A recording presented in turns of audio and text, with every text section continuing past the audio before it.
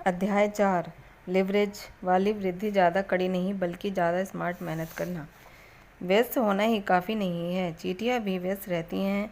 असल सवाल तो यह है कि हम किस काम में व्यस्त हैं। अगस्त 1888 में अटलांटा के केमिस्ट आसा कैडलर ने $2300 नकद भुगतान करके कोका कोला नामक कार्बोनेटेड फाउंटेन ड्रिंक के संपूर्ण अधिकार खरीद लिए। कोका कोला अटलांटा इलाके में फौरन सफल हो गया। 19वीं सदी के अंत तक दक्षिण के हर ड्रग स्टोर में एक सोडा फाउंटेन होता था, जहां बैठकर ग्राहक 5 सेंट में ठंडा कोक पी सकता था। फिर कैडलर ने एक ऐतिहासिक निर्णय लिया, जिसने उस कोका कोला को एक छोटी सी क्षेत्रीय कंपनी से अंतर्राष्ट्रीय स्तर पर मशहूर कर दिया। कैडलर ने यह फैसला किया कि उसकी कंपनी लिवरेजिंग के एक अनूठे रूप का इस्तेमाल करके कम समय और कोशिश से ज़्यादा पैसा बनाएगी। लिवरेजिंग का एक अनूठा रूप था बॉटलिंग। कोक की अंतर्राष्ट्रीय सफलता का राज। कोक को बोतल में बेचने के कैडलर के निर्णय के पीछे एक दिलचस्प कहानी है। किंवदंती है कि एक दिन कैडलर का एक अच्छा दोस्त उसके ऑफिस में आया। उसने दावा किया कि अगर कैडलर उसे एक मोटी रकम दे तो वह उन्हें एक ऐसा राज बता सकता है कि जिससे कोका कोला के मुनाफे में भारी बढ़ोतरी हो जाएगी। दोनों में दिन भर काफ़ी मोलभाव हुआ। आखिरकार कैडलर की जिज्ञासा ने जवाब दे दिया और उन्होंने अपने दोस्त के नाम एक चेक काट दिया। दोस्त ने चेक लिया और फिर आगे झुककर कैडलर के कान में 2 शब्द कहे, जिनसे एक विश्व प्रसिद्ध ब्रांड का जन्म हुआ, बॉटल इट। सौभाग्य से कैडलर इतने समझदार थे कि उन्होंने अपने दोस्त की सलाह पर अमल कर लिया और बाकी इतिहास है। समय और लिवरेजिंग की जगह की लिवरेजिंग। Bottle it. एक पल के लिए जरा इन शब्दों की शक्ति के बारे में सोचें। बोतल में आने से पहले कोक पीने के लिए आपको अपने करीबी सोडा फाउंटेन जाना पड़ता था। इसके बिना और कोई उपाय ही नहीं था। बोतल में आने से पहले कोक की बिक्री तभी बढ़ सकती थी जब सोडा फाउंटेन की संख्या बढ़े। बॉटलिंग से यह सब बदल गया। अब कोक का स्वाद लेने के लिए ग्राहक को सोडा फाउंटेन की ज़रूरत नहीं रह गई, क्योंकि कोका का 6 पैक खरीद कर आज ग्राहक सोडा फाउंटेन की अपने साथ घर ले आता है। लेवरेज वाली वृद्धि ज़्यादा कड़ी नहीं बल्कि ज़्यादा स्मार्ट मेहनत करना। नतीजा यह है कि दुनिया का लगभग हर व्यक्ति अपने घर में आराम से बैठकर कोका कोला के ताजगी भरे पेय का आनंद ले सकता है, चाहे दिन हो या रात। ऐसा इसलिए हुआ क्योंकि कोका कोला कंपनी में इतनी समझदारी थी कि उसने अपना प्रोडक्ट बोतल में बेचकर समय, प्रयास और जगह की लिवरेजिंग की। लिवरेज क्या है? लिवरेज शब्द लीवर से बना है, जो एक पुराने फ्रेंच शब्द से आया है, जिसका मतलब है ज़्यादा हल्का बनाना। यह लिवरेज की शक्ति का सटीक वर्णन है। कुछ लीवर्स या औजारों का समझदारी से उपयोग करके मुश्किल काम कम कोशिश से कम समय में किए जा सकते हैं, जिससे वे वाकई ज़्यादा हल्के हो जाते हैं। ज़रा सोचें, आप लिवरेज के बिना कार का इंजन बदलने में कितनी मेहनत लगेगी। आपको क्या लगता है, आपकी कार के इंजन को बाहर निकालने के लिए कितने मजदूर लोगों की ज़रूरत होगी? 5, 10, इससे ज़्यादा। अब ज़रा इस बात पर गौर करें कि आपका कार मैकेनिक उसी काम को कितने समय और कितनी कम कोशिश से कर देता है। पहले तो वह इंजन के ऊपर एक मजबूत बीम पर होइस्ट को सही जगह पर रखेगा, फिर होइस्ट की रस्सियों और जंजीरों से ईंधन को बांधेगा। इसके बाद वह पुल रोप को बिजली से चलने वाली मशीन से जोड़ देगा। स्विच दबाते ही इंजन चंद पलों में हवा में उड़ जाता है। यही लिवरेज की शक्ति है। यह समय, प्रयास और पैसे बचाकर अधिकतम उत्पादकता को संभव बनाता है।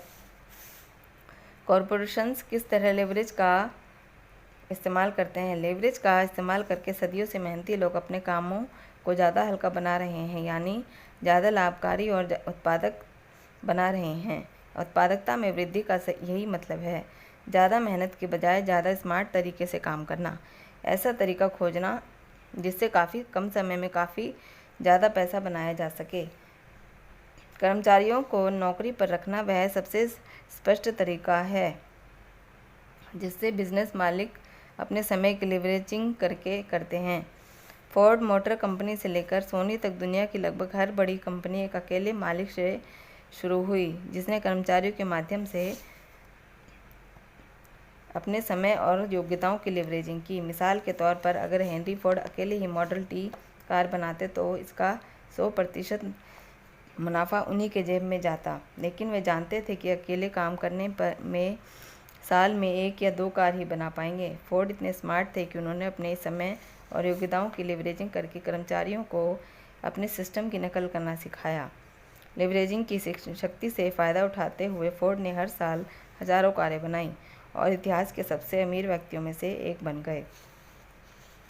रियल एस्टेट बेचने में स्मार्ट बनना। रियल एस्टेट कंपनियां बरसों से लीवरेजिंग करके ज़्यादा फ़ायदा उठा रही है, लेकिन कर्मचारियों के बजाय वे स्वतंत्र कॉन्ट्रैक्टर्स की टीम बनाकर लीवरेजिंग करती है। आइए देखते हैं कि टेड नामक काल्पनिक रियल एस्टेट प्रोफेशनल कम समय में ज़्यादा पैसा बनाने के लिए लीवरेजिंग का किस तरह इस्तेमाल करती है। टेड लगभग 20 साल से रियल एस्टेट बेच रहा है। शुरुआत में किस्मत अच्छे रहने पर वह 1 महीने एक घर बेचने में कामयाब हो जाता था। अनुभव बढ़ने के साथ साथ टेड अपने काम में माहिर होता चला गया। इस बिज़नेस में 5 साल के बाद वह हर साल औसतन 50 मकान बेचने लगा। लेकिन टेड चाहे कितनी भी कड़ी मेहनत करता, उसके लिए हर साल 1 से ज़्यादा मकान बेचना असंभव था। आखिर वह ग्राहकों को एक दिन में कितने मकान दिखा सकता है? वह एक सप्ताह में ग्राहकों के साथ कितने सौदे पक्के कर सकता है? यही सोचकर उसने एक ऑफिस खोलने का फैसला किया। टेड ने अपने कुछ रियल्टर मित्रों को अपनी कंपनी में नियुक्त कर लिया और वे उसके लिए काम करने लगे। अब तक उसकी कंपनी में 20 शीर्ष रियल एस्टेट एजेंट आ चुके हैं। इसमें से हर एजेंट हर साल 50 मकान बेचता है, जिसका मतलब है कि उसका ऑफिस हर साल 1000 मकान बेच रहा है। ज़रा गौर करें कि लीवरेजिंग ने टेड को कितना फ़ायदा पहुंचाया। अपने दम पर टेड साल में सिर्फ 50 मकान ही बेच सकता था। दूसरे एजेंट्स के समय और योग्यताओं की लीवरेजिंग करके वह 1000 मकान बेच सकता है, जो अकेले काम करने पर असंभव होता। लीवरेजिंग का इस्तेमाल करके वह 20 गुना ज़्यादा परिणाम पा रहा है। हालांकि वह कम घंटे का काम कर रहा है। मेहनत से नहीं, चतुराई से काम करो, कहावत का यही मतलब है। फ्रेंचाइजिंग के माध्यम से फ्रेंचाइजिंग ने लीवरेजिंग की अवधारणा को रियल एस्टेट ऑफिस से भी ज़्यादा ऊंचे स्तर पर पहुंचा दिया। हालांकि फ्रेंचाइजिंग काफ़ी समय से हमारे बीच मौजूद थी, लेकिन 1950 के दशक तक इसे वैध व्यवसाय के रूप में मान्यता नहीं मिली थी। फ्रेंचाइजिंग का सितारा तब चमका जब रे क्रॉक नामक मिल्क शेक अप्लायंस सेल्समैन ने मैकडॉनल्ड्स नामक फास्ट फूड रेस्तरां के फ्रेंचाइजी अधिकार खरीदे। ध्यान रहे, रे क्रॉक ने फ्रेंचाइजिंग का इस्तेमाल नहीं किया था, अलबत्ता उन्होंने अपने इसे आदर्श जरूर बनाया। क्रॉक यह बात अच्छी तरह समझते थे कि सफल फ्रेंचाइजिंग की कुंजी है नकल। इसलिए उन्होंने एक त्रुटि रहित सिस्टम बनाया जिसमें सफल फ्रेंचाइजिंग का छोटे से छोटा विवरण भी लिखा था। इस दिशा में वे इतनी दूर तक गए कि उन्होंने आदर्श फ्रेंच फ्राइज संबंधी शोध पर $30 लाख खर्च कर डाले। परिणाम यह हुआ कि मैकडॉनल्ड्स फ्रेंचाइजी खरीदने वाले का काम आसान बन गया। उसे तो बस बिंदुओं को आपस में जोड़ना भर था। यह नकलची का साकार स्वप्न था। इस बारे में सोचें, जब आप किसी मैकडॉनल्ड्स फ्रेंचाइजी में दाखिल होते हैं तो फ्रेंच फ्राइज मशीन कहाँ रखी रहती है? बाईं तरफ, है ना? इससे कोई फ़र्क नहीं पड़ता कि फ्रेंचाइजी इडाहो के मास्को में है या रूस के मास्को में। फ्रेंच फ्राइज मशीन हमेशा बाईं तरफ रखी रहती है और इस बात पर यह भी यकीन कर लें कि बाकी हर विवरण लिखा रहता है और सही जगह रहता है। डुप्लीकेशन सफल फ्रेंचाइजिंग की कुंजी।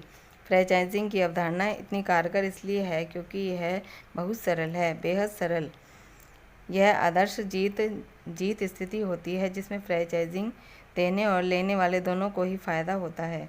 प्रयोग और अनुभव के बाद जब कोई प्रोडक्ट या आवश्यक सेवा अच्छी तरह सफल हो जाती है, तभी उसका फ्रेंचाइजिंग दिया जाता है। फ्रेंचाइजिंग देने वाला अपने प्रोडक्ट या सेवा प्रदान करने का एक आदर्श बिजनेस मॉडल तैयार करता है जिसकी नकल बड़ी आसानी से की जा सकती है। सफल फ्रेंचाइजी बनने की कुंजी। है एक सफल सिस्टम तैयार करना और फिर विस्तार से लिखना कि किन चीज़ों को सफल करने की ज़रूरत है।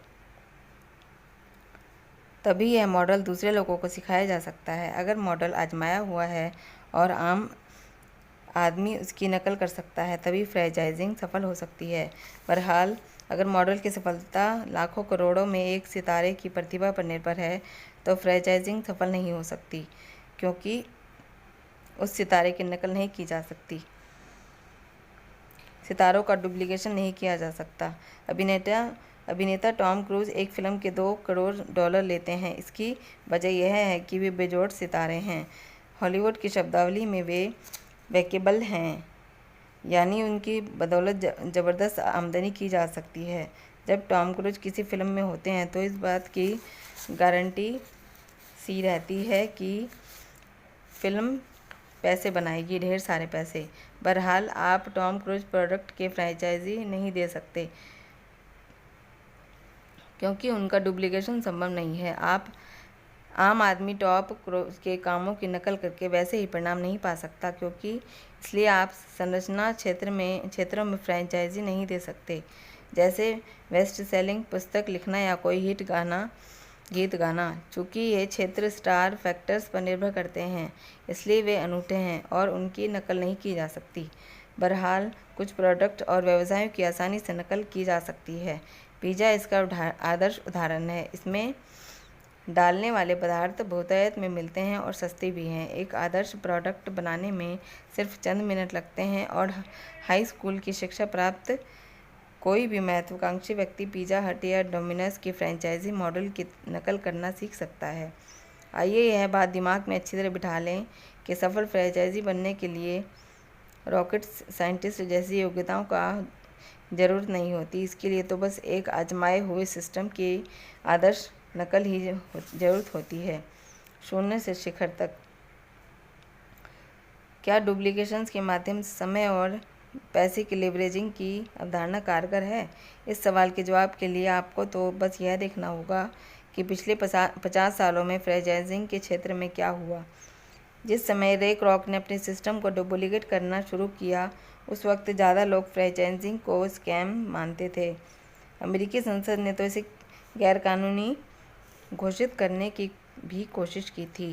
विडंबना देखिए, फ्रेंचाइजिंग की अवधारणा तब से अब तक कितनी ज़्यादा बदल चुकी है। विशेषज्ञों का अनुमान है कि आज अमेरिका में 34 से 60% वस्तुएं व सेवाएं फ्रेंचाइजिंग के माध्यम से डिस्ट्रीब्यूट होती हैं। आज दुनिया भर के चतुर निवेशक सफल फ्रेंचाइजी की नकल करने के अधिकार के लिए लाखों डॉलर का भुगतान कर रहे हैं। फ्रेंचाइजिंग की अभूतपूर्व सफलता के पीछे नकल या डुप्लीकेशन की अवधारणा का महत्वपूर्ण योगदान है। बहरहाल, फ्रेंचाइजिंग की सबसे बड़ी समस्या यह है कि फ्रेंचाइजी बनने के लिए बहुत सारा पैसा देना पड़ता है। सच तो यह है कि मैकडॉनल्ड्स का फ्रेंचाइजी बनने के लिए बहुत कम लोगों के पास $10 लाख देने की कुव्वत है।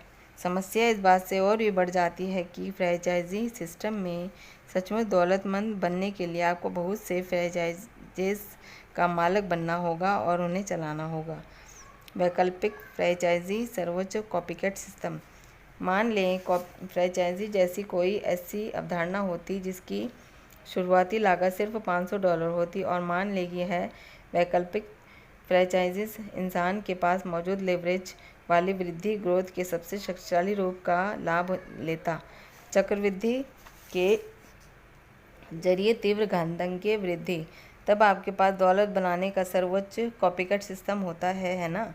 इसलिए कभी इतिहास के सबसे अमीर लोगों के पास दौलत बनाने का जो सिस्टम था, आज आम आदमी उसकी नकल कर सकता है। आज ऐसा तरीका है जिससे आप एक बार काम करके उसका 1000 बार भुगतान ले सकते हैं, बजाय इसके कि आप मौजूदा सिस्टम में 1000 बार काम करके सिर्फ एक बार भुगतान लें। आगे के पन्नों में आपको तीव्र घातांकीय वृद्धि के बारे में ज़्यादा बताया जाएगा, जो दौलत बनाने का ऐसा आजमाया हुआ सिस्टम है जिसकी आम लोग नकल कर सकते हैं। आगे आप यह सीखेंगे कि तीव्र घातांकीय वृद्धि और फ्रेंचाइजी अवधारणा का तालमेल किस तरह आपको इतना शक्तिशाली बना सकता है। ताकि आप वर्तमान में मौजूद किसी भी अन्य आमदनी के तंत्र के मुकाबले कम समय में ज़्यादा व्यक्तिगत दौलत बना लें।